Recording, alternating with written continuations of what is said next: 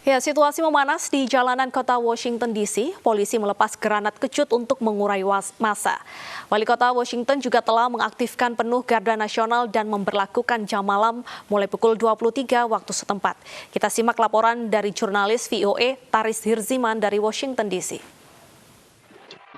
Saat ini kami mendengar ada beberapa kali bunyi ledakan di sekitar Gedung Putih dan massa yang sebelumnya berkumpul di depan Gedung Putih sudah mulai melakukan long march, namun kami masih mencari sumber suara itu.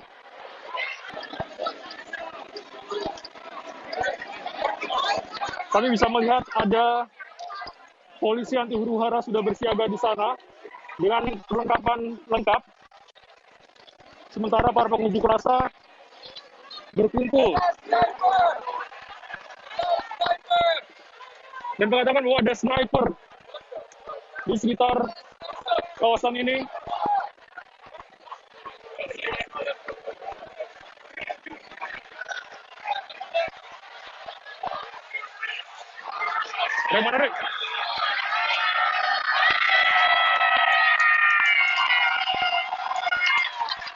Nampaknya aparat mundur dan itu jadi alasan kenapa demonstran di sini merasa lebih senang dan mereka masih meneriakan yel-yel begitu.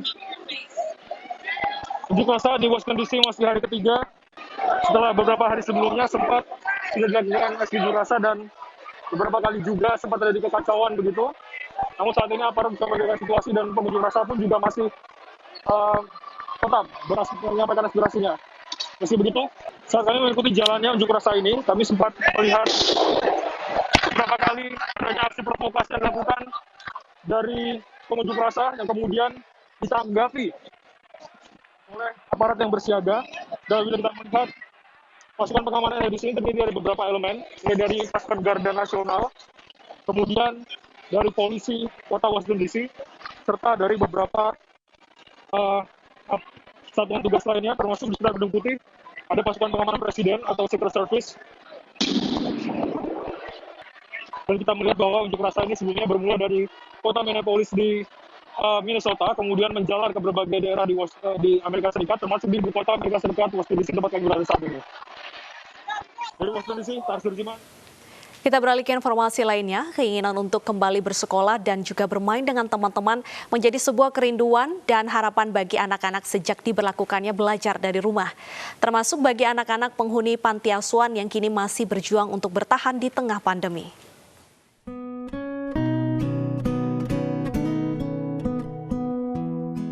Belajar, mengaji, dan beribadah bersama menjadi kegiatan sehari-hari anak-anak Panti Asuhan Muslimin Jaya dan Panti Asuhan Kampung Melayu yang berada di kawasan Tebet, Jakarta Selatan di tengah pandemi.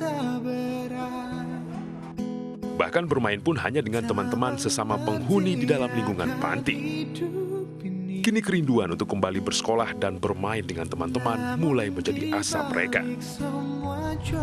Bagi diri saya sendiri, ya, saya nggak bisa keluar rumah, nggak bisa belajar bareng dengan teman-teman yang di luar. Sama sekolah, kalau sekolah kan lewat online.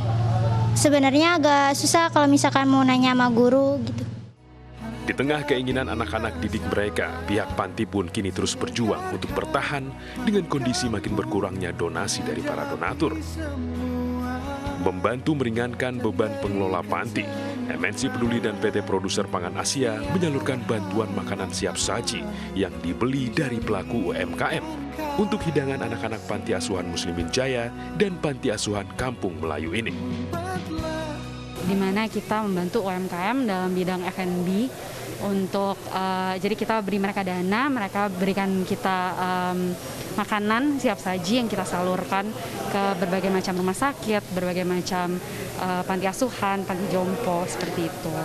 Harapannya tentu biar orang-orang bisa terinspirasi dan juga mau ikut serta berdonasi, karena kita nggak bisa lewatin wabah COVID ini kalau nggak bersama-sama.